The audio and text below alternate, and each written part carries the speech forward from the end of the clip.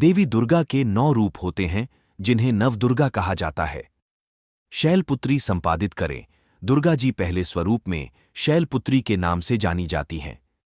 ये ही नवदुर्गाओं में प्रथम दुर्गा हैं। पर्वतराज हिमालय के घर पुत्री रूप में उत्पन्न होने के कारण इनका नाम शैलपुत्री पड़ा।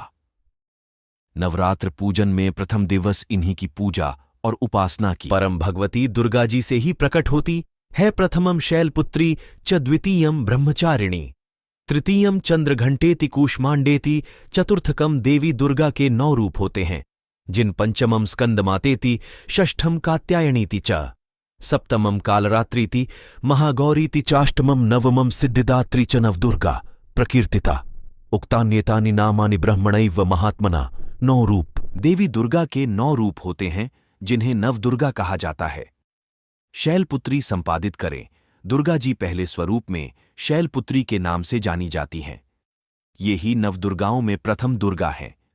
पर्वतराज हिमालय के घर पुत्री रूप में उत्पन्न होने के कारण इनका नाम शैलपुत्री पड़ा। नवरात्र पूजन में प्रथम दिवस इन्हीं की पूजा और उपासना की जाती है। इनका वाहन वृषभ है, इसलिए यह देवी वृषारूढ़ा के नाम से भी जानी जाती हैं। इस देवी ने दाएं हाथ में त्रिशूल धारण कर रखा है और बाएं हाथ में कमल सुशोभित है। यही सती के नाम से भी जानी जाती हैं। मंत्र। वंदे वांछित लाभाय चंद्रार्धकृत शेखराम वृषारूढ़ां शूलधरां शैलपुत्रीं यशस्विनीम। कहानी सार। जब सती के पिता प्रजापति दक्ष ने यज्ञ किया तो इसमें सारे देवताओं को निमंत्रित किया, पर अपने दामाद भगवान शंकर को नहीं। सती अपने पिता के यज्ञ में जाने के लिए विकल हो उठीं। शंकर जी ने कहा कि सारे देवताओं को निमंत्रित किया गया है, उन्हें नहीं। ऐसे में वहां जाना उचित नहीं है। परंतु सती संतुष्ट नहीं हुई। सती का प्रबल आग्रह देखकर शंकर जी ने उन्हें यज्ञ में जाने की अनुमति दे दी। सती जब घर पहुंची तो सिर्फ मां ने ही उन्हें स्नेह दिया। बहनों की बातों में व्यंग्य और उपहास के भाव थे। भगवान शंकर के प्रति भी तिरस्कार का भाव था। दक्ष ने भी उनके प्रति अपमानजनक वचन कहे। इससे सती को क्लेश पहुंचा।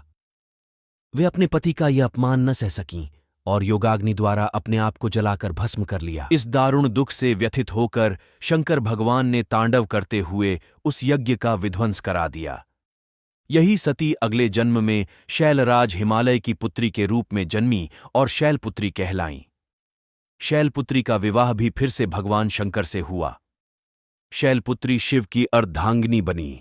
इनका महत्व और शक्ति अनंत है। अन्य नाम सती, पार्वती, वृषारूढ़ा, हेमवती और ब्रह्मचारिणी।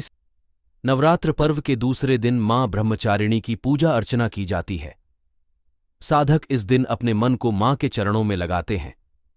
ब्रह्म का अर्थ है तपस्या और चारिणी यानी आचरण करने वाली। इस प्रकार ब्रह्मचारिणी का अर्थ हुआ तप का आचरण करने वाली। भगवान शंकर को पति रूप में प्राप्त करने के लिए घोर तपस्या की थी। इस कठिन तपस्या के कारण इस देवी को तपश्चारिणी अर्थात ब्रह्मचारिणी नाम से अभिहित किया। कहते हैं मां ब्रह्मचारिणी देवी की कृपा से सर्वसिद्धि प्राप्त होती है। दुर्गा पूजा के दूसरे दिन देवी के इसी स्वरूप की उपासना की जाती है। इस देवी की कथा का सार यह है कि जीवन के कठिन संघर्षों में भी मन विचलित नहीं होना चाहिए। मंत्र। दधाना कर पद्माभ्यामक्ष दधाना कर पद्माभ्यामक्षमाला कमंडलू देवी प्रसीदतु मयि ब्रह्मचारिण्यनुत्तमा। इस श्लोक में अनुत्तमा का अर्थ जिनसे अधिक उत्तम कोई नहीं ऐसे होता है, और अक्षमाला कमंडलू शब्द में 2 वस्तु होने के कारण कमंडलू शब्द के द्विवचन का प्रयोग है। कहानी। पूर्व जन्म में इस देवी ने हिमालय के घर पुत्री रूप में जन्म लिया था और नारद जी के उपदेश से भगवान शंकर जी को पति रूप में प्राप्त करने के लिए घोर तपस्या की थी।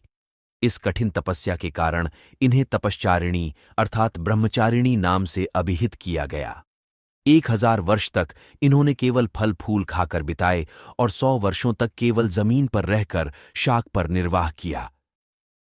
कुछ दिनों तक कठिन उपवास रखे और खुले आकाश के नीचे वर्षा और धूप के घोर कष्ट सहे। 3000 वर्षों तक टूटे हुए बिल्व पत्र खाए और भगवान शंकर की आराधना करती रहीं। इसके बाद तो उन्होंने सूखे बिल्व पत्र खाना भी छोड़ दिए। कई हजार वर्षों तक निर्जल और निराहार रहकर तपस्या करती रहीं। पत्तों को खाना छोड़ देने के कारण ही इनका नाम अपर्णा नाम पड़ गया। कठिन तपस्या के कारण देवी का शरीर एकदम क्षीण हो गया। देवता, आर्षि, सिद्धगण, मुनि सभी ने ब्रह्मचारिणी की तपस्या को अभूतपूर्व पुण्य कृत्य बताया, सराहना की और कहा, हे देवी, आज तक किसी ने इस प्रकार की कठोर तपस्या नहीं की। यह तुम्ही से ही संभव थी। तुम्हारी मनोकामना परिपूर्ण होगी और भगवान चंद्रमौली शिवजी तुम्हें पति रूप में प्राप्त होंगे। अब तपस्या छोड़कर घर लौट जाओ।